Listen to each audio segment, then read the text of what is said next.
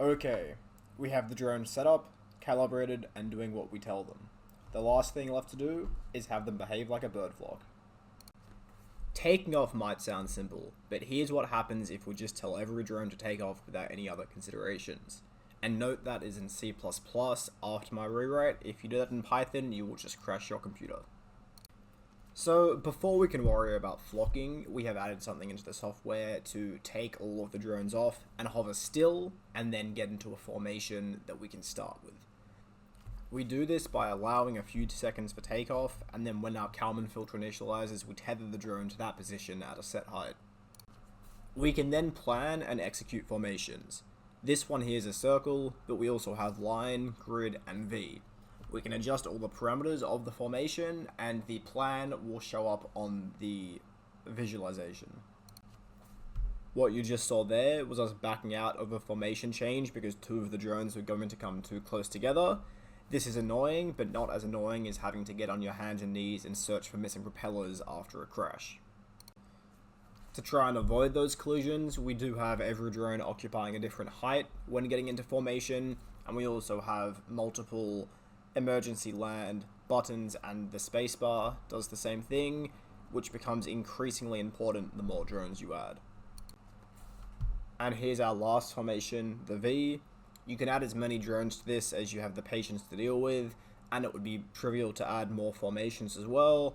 Really, this isn't the most efficient thing I've ever made, but it does a good job of getting us into a starting position without too many issues. My flock model is built on top of Boyd's flocking. So in addition to the standard separation, alignment, and cohesion forces, we also have UAV avoidance force based on the literature, a boundary force reflecting real-world constraints, long-range force, which allows separated agents to rejoin the flock, and LaV force, which reflects long-term search and exploration behaviors. The latter two will be hard to show off in the lab because they're really for large flock sizes and longer time frames. All of those are tunable live, as well as the number of neighbors that we use to calculate them. You'll have to forgive me for messing up the crop while filming, but here you can see the stick I'm holding is acting as a UAV, and the yellow arrow is reflecting the UAV avoidance force that we are putting on the bird, and then we can see how it reacts to that. Then when I approach a boundary, we get a very large boundary force, the pink arrow, which just stops us from going out of bounds.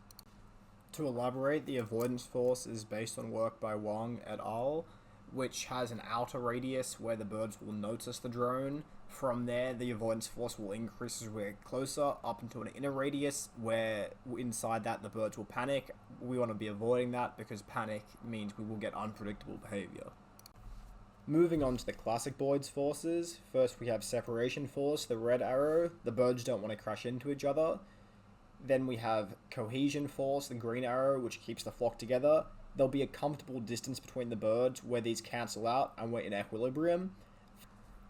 Then finally we have the blue arrow alignment, so each bird is going to try to match its neighbor's velocity, direction, and magnitude. If you hadn't guessed, the stick I'm holding is now acting as another bird rather than a herding drone, and there's just no point trying to show long range or LaV force here because with two birds, which means one neighbor, you're just not going to see anything. But really this section is just trying to give you an image in your head of we don't want any hard coding, we don't want any if this case, do this.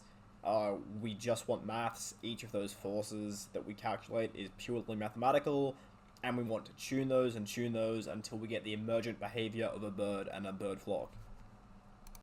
So finally, we can put it all together and start demonstrating the flocking behavior.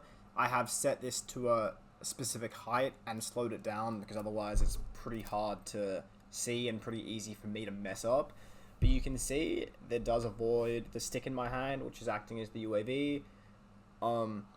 And part of the whole point of this project is, you'll see in a second, if I herd it carefully and try and stay around the edges and shepherd them in a certain direction, we can keep the flock together and we can push everything in one direction. But if I just walk into the middle of the birds, they will all scatter in different directions. If we're modeling the flock as a rigid body, we wouldn't be able to see this behavior, so it really allows us to consider how we would like to herd the birds and control how they react.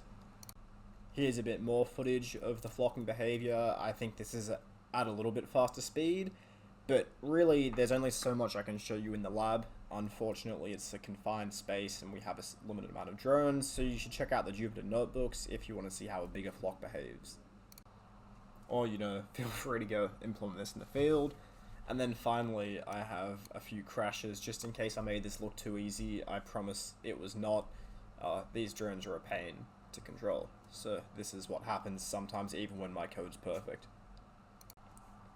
Thanks for watching. The only remaining thing for me to do is get results, which is easier said than done, but hopefully I'll have it all wrapped up soon and ready to publish.